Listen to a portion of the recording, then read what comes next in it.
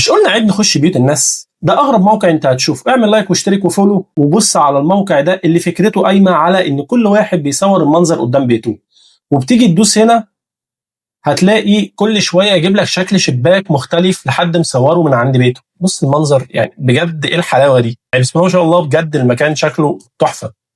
وتقعد تقلب هتلاقي ناس مصوره، ناس حقيقيه مصوره شبابيك بيوتها والمنظر اللي هي عايشه وبتشوفه كل يوم.